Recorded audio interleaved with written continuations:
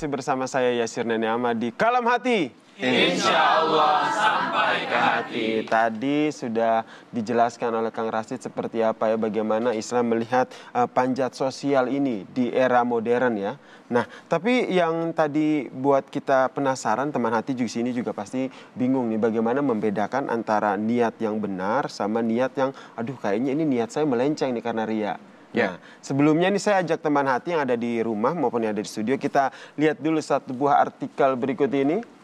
Nah, ini dia. Seorang dosen berinisial FG dan mahasiswanya ini berinisial YA ditangkap Polsek Metro Menteng setelah membuat video perkelahian rekayasa ternyata nih Kang, di daerah Tamrin, Jakarta Pusat. Nah, tujuannya untuk melakukan video rekayasa ini adalah untuk menyebarkan video tersebut dengan tujuan adalah meningkatkan followers dan juga viewers nih. Karena ingin mendapatkan keuntungan dari endorsement. Jadi dia merekayasa sebuah kegiatan perkelahian gitu di Tamrin untuk menaikkan eksistensinya. Berarti ini salah satu panjat sosial ya. Betul. Dengan cara yang salah lagi merekayasa. Silakan Kang. Itu tadi teman hati yang kami hormati, Kak Yasir. Mari kita lihat bahwa membedakan antara ibadah dan adat istiadat, membedakan antara ibadah karena Allah dan aktivitas biasa saja, tidak karena Allah, cuma satu membedakannya, harus dengan niat. Niat. Maka niat itu menentukan body language-nya, menentukan cara bertutur katanya, menentukan ide pikirannya. Itu akan kelihatan dari body language, tutur kata, ini teh karena Allah atau karena manusia ini. Maka Imam Al-Ghazali mencoba lebih lanjut mendefinisikan tentang ria ini. Tentang panjat sosial ini, kalau agama menyebutnya ria. Pingin kelihatan wah gitu. Apa tadi Kak Yasir? Eksis. Eksis. Nah eksis ini hati-hati memang, hati-hati dengan hati itu. Maka oleh karena itu maaf sekali kata Imam Al-Ghazali bahwa ria itu tolabu manjilatun fi qulubin nas bil ibadah wa amalul khair. Ria itu adalah dia berharap dapat di hati manusia. Semoga saya dianggap pintar oleh manusia. Semoga saya dianggap orang soleh oleh manusia. Semoga saya dianggap gagah dan kaya oleh manusia. Itu tolabu manjilati fi qulubin nas. Dia berharap bahwa dia, sosok dia itu ada di hati para manusia. Oh dia orang kaya, oh dia orang ganteng. Nah berharapnya karena manusia, fi qulubin nas. Dengan cara apa saja? Bil ibadah, atau bil amalil khair. Kadang lewat ibadah juga banyak kayak Sir. Katakan dia sholat tahajud, posting, supaya dianggap jadi orang soleh. Iya, padahal postingannya, alhamdulillah saya sholat. Nah itu gimana? Betul. Sama halnya dengan ini juga. Jadi kadang sedekah 1 miliar ditulis. Alhamdulillah saya sudah 1 miliar. Sedekah 1 miliar. Nah, itu jadi maaf sekali. Jadi amalan yang tak diterima oleh Allah Subhanahu wa taala. Sia-sia. Maka punten sekali, setiap mau beraktivitas tentukan niatnya. Niat itu motif. Beda atau kayak Sir, motif karena Allah dan motif karena manusia itu berbeda. Lihat saja ketika lihat aja dia ketika dia sendirian, apakah sama dengan ketika rame? Waktu sendirian sholatnya biasa aja. Pas ketika rame kok sholatnya ada husu. Tahu dong, karena manusia itu. Oke. Kang, tapi kalau seandainya terkait dengan memposting ataupun menyampaikan informasi, tapi kalau niatnya saya ingin mengajak orang-orang untuk ikut melakukan hal yang baik begitu. Kalau seperti itu, ya, jatuhnya seperti apa? Maka maaf sekali, kalau ilmu fikih fahkum bid-dhawahir wala tahkum bis-sarair. Kalau ilmu fikih dia menghukumi yang nampak. Oh, yang nampak. Nampak. Saya niat untuk memberikan ini untuk kebaikan warga setempat. Oh, kalau niatnya itu sudah terima, itu baik insya Allah. Nah, tetapi Allah juga melihat tidak hanya lisan tapi melihat hati. Lihat hati. Sebab teman hati yang kami hormati, Allah itu barometernya bukan bungkus. Barometer Allah melihat itu adalah hatinya. Allah menyampaikan innallaha la yanzuru ila suwarikum wa ajsamikum walakin Allah yanzuru ila qulubikum. Kayak Sir, Allah itu tidak melihat casingnya, cantik, ganteng, kaya raya, punya jabatan, punya kekuasaan, enggak lihat itu Allah mah.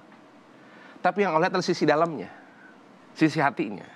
Hatinya tuluskah karena Allah atau karena manusia? Maka akan berbeda kalau karena Allah. Dia ibadah tidak pamrih. Tapi kalau dia ibadah pamrih, siap-siap hatinya perih. Kalau karena Allah, dia tidak bersyarat. Tidak bersyarat ya. Kalau saya ibadah ya Allah, kalau saya tidak ini, saya berhenti deh ibadah, gitu kan. Berarti ibadahnya bersyarat. Kalau dia ibadah bersyarat, cintanya berkarat. Wih. Ngeri. Betul. Coba sekali lagi Kang diulang, kalau ibadahnya. Kalau dia beraktivitas bersyarat, kalau dia ibadah bersyarat, berarti cintanya berkarat itu. Cintanya berkarat. Soalnya sering kecewa ketika tidak dapat testimoni, tidak dapat feedback, lemes. Berarti karena manusia. Betul. Nah, kalau hidup karena manusia, siap kecewa. Siap kecewa. Jadi hidupnya harus karena niatnya kepada Allah Subhanahu wa Ta'ala. Lihat, ini kan dia kecewa ditangkap polisi. Iya, udah kecewa ditangkap polisi lagi. Sedihnya double. Nah, Kang, biasanya tuh kalau ini kita sudah meniatkan karena Allah Subhanahu wa Ta'ala, terus apa yang kita lakukan juga kita sudah niatkan kepada Allah Subhanahu wa Ta'ala. Pertanyaan selanjutnya adalah orang-orang di sekitar kita nih yang menjudge bahwa lu riak lu pansos lu gitu, padahal kita sendiri tuh udah meniatkan karena Allah Subhanahu wa Ta'ala. Cara menyikapi seperti ini gimana, Kang? Oh yaudah deh, nggak jadi deh, atau niat gua kan niat gua gitu. Ya. Nah, yang tahu niat sisi hati tidak manusia yang tahu. Yang tahu hanya Allah Subhanahu wa Ta'ala. Tetapi hati karena Allah itu akan sedikit nampak dari body language. Oke. Akan nampak dari karakter. Berbeda tentu, kalau ibadah karena Allah dengan ibadah karena manusia itu sangat berbeda dalam body language-nya. Betul nggak teman hati? Bisa berbeda banget gitu. Maka pun sekali, saya kasih contoh lah kayak Yasir untuk membedakan. Jadi kalau hidup jangan fokus kepada manusia, fokus ke Allah saja. Kalau fokus ke sama sakit hati kan. Ada sebuah kisah dari Baghdad. Kalau di Bandung namanya Kang Kabayan, kalau di Baghdad namanya Juha atau Abu Nawas. Abu Nawas. Dia sangat bijak dengan anaknya. Nah, kita akan pergi, kita pakai keledai aja. Kemudian nanti kamu naik keledai, nanti bapak yang tuntun itu.